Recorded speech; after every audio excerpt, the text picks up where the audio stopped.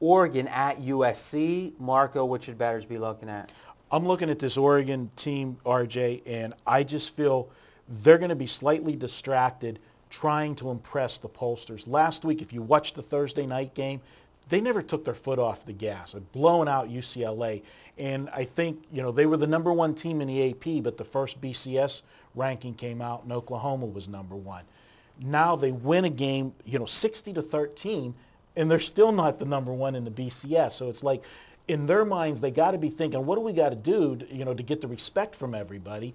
And I understand that the BCS is a computer formula, so you're not really, you can't impress. But all right, so what you're saying is they know style points matter. It seems clear to you against UCLA that they had style points on their mind. It still hasn't put them over the mountaintop. Thus, they're going to be fixated on style points again in a game where they might need to stay fundamentally focused to win.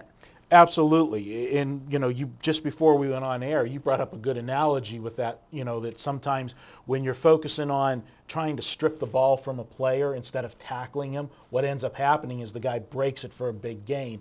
And I think that's what can happen to this Oregon team in this game. If they're more concerned about pounding Southern Cal rather than worrying about just beating them, they can end up getting ambushed and getting beat in this game. And one thing I'm going to point out, and remember, Southern Cal's playing well right now. Nobody thought they were going to play this well this season. They've only had 2 close losses. And how different would this line be if they had won those 2 games and both teams were undefeated? Absolutely. And remember, in motivational, I guarantee you, this is Southern Cal's bowl game Saturday at home, national TV that's a good against point. the undefeated number one team AP-wise. This is their bowl game. All right, so the fact they're getting 7 in some spots right now is historic. This is the first time they've been a home dog since 2001. First time they've been a home dog 7 points or more since 1997. So 13 years since they were getting a touchdown at home. Now, actually, pregame.com did that reporting, and we got picked up by AP on that. And Ralph Russo is the writer there. And he actually does some good recaps, and he's a friend of pregame. So I would highly recommend his typical recaps or his weekly previews and stuff. But he carried that with AP, and it's really historic stuff. So, okay, both teams had a bye. Both teams are good off a bye. Oregon 9-2 ATS, USC 12-4. Now, I know coaches have changed and all that, but how do you handicap buys typically? Is it just as simple as good coaches with a bye, it's a big advantage? Fair coaches or bad coaches, not so much? Is that the way you look at it? Coach is definitely preparation. Anytime, the better the coach, the better prepared they're going to be. I also like it's more in the NFL when teams go into the bye week. Whenever they're not playing well, they're going to come out of the bye week, I think, more focused because you've got more things to fix than when you go in when things are going well. It can be a momentum stopper. That's one concern I would have with USC. Now, let's think about this, though. USC truly had the week off, right? But Oregon played the prior Thursday. Right, so they just have 10 days. So the computers generate that as a bye, but in truth, it's not really a bye. Correct. But Oregon actually had a bye the week before, so really this is their first game in like 21, or their second game in 21 days. All right, so I say that's a wash.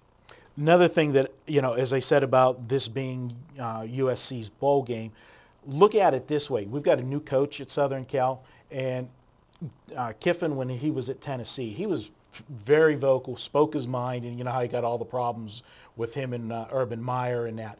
What better way to start your legacy at Southern Cal than to pull a monumental upset like this? All right, so USC is going to be hyper-motivated. I agree. The question is Oregon just too good? Give us your official projection.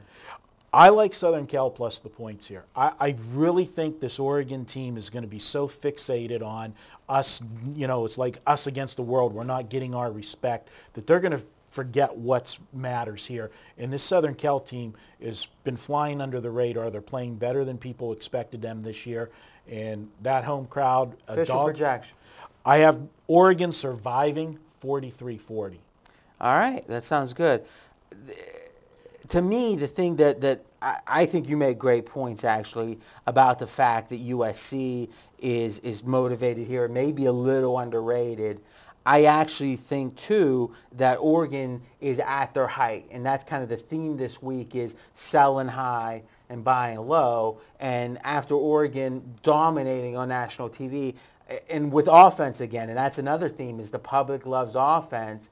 It's hard to imagine that any team is in higher regard, held in higher regard by the public, and you've got a USC team that struggled against Hawaii, a couple struggles, a couple close losses, and people think they're nothing like they were, but in truth, they're a couple plays away from being undefeated. All right, now it's your turn to continue the conversation in the comment section with Marco and me. And next up, we're moving to the biggest NFL games and Marco's best bet of the week.